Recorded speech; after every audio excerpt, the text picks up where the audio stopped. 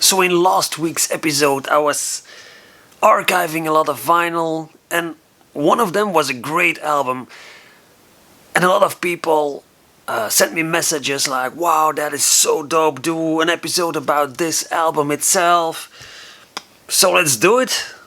I'm talking about the RZA as Bobby Digital. Awesome album. Let's dive a little bit deeper into that one. Hi, I'm the Hip Hop Collector. hiphopcollector.com. So back to 1998. The RZA releases. RZA as Bobby Digital. As shown before, awesome album. Fantastic album artwork by Bill Sienkiewicz. This is really dope. I bought the album when it was released. I bought it first on CD. Later on I found a near mint LP. Vinyl. Wow, that is awesome to have it also on vinyl. And I also took out a Hip Hop Connection magazine in which this album has been reviewed. It's the Hip Hop Connection magazine from 1999, featuring Method Man on the front cover, also a little Ice Cube picture there, also the RZA. Here you have it. Super dope to go through old school magazines, and for sure to see those reviews again, what they thought of albums back in the days, to compare it, like, how do you feel about those albums nowadays? It's always cool to do.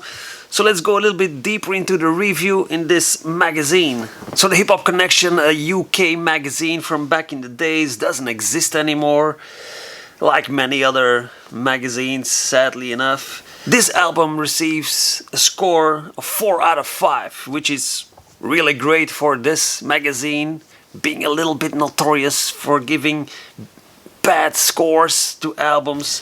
But anyway, that's in the end always everybody's of someone's opinion, so it's difficult to put a rating in a magazine. Being you know, you like something and somebody else does not like it, so it's really personal. But the score 4 out of 5, really dope, and I do understand that because there's really a lot of great tracks on this one. Let me read you the ending of the review. The genius behind the Wu has finally found the sounds he's always sought. All Wu product will be compared to this.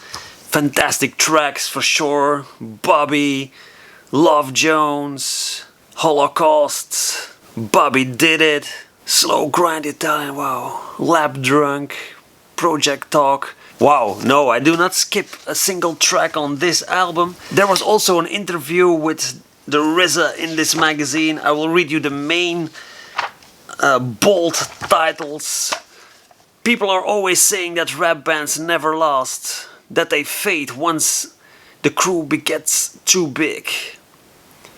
That's not what I see happening to us. I want to be making mad sounds even when I'm 60. And please do so, because your beats are incredible. Bobby Digital says a lot about the state of rap music right now. People are all out to take money, but ain't one of them doing anything original. That was, and sadly still is, big part of hip-hop nowadays. It's all about the money. Whereas this album is fantastically original in my opinion, compared to many other albums from that era. This is really special. What do we have more here? The next Wu-Tang Clan album will be a revelation to all. You don't have to hear no more hip-hop after that. That's a bold statement, really cool. Bobby Digital is just the first step in making my solo career happen. The next album will be the true thoughts of the RZA, some real mad stuff. And the last one, the first Wu-Tang album still sounds so f***ing angry. Rap hadn't done anything like that in years. Now suddenly everyone's from the school of hard knocks. Cool, the RZA, I met him once, that was so cool. I need to do an episode about that because that evening was crazy. But I met him, had a nice talk with him. Cool, that was awesome. I will make that episode for sure. You will be surprised what happened that evening. So in all, RZA as Bobby Digital, a superhero, super dope album in my opinion. I'm really curious what you guys think about this. Looking at all the responses I got on my previous video stating this album is awesome and I had to do an episode about this, which I did now.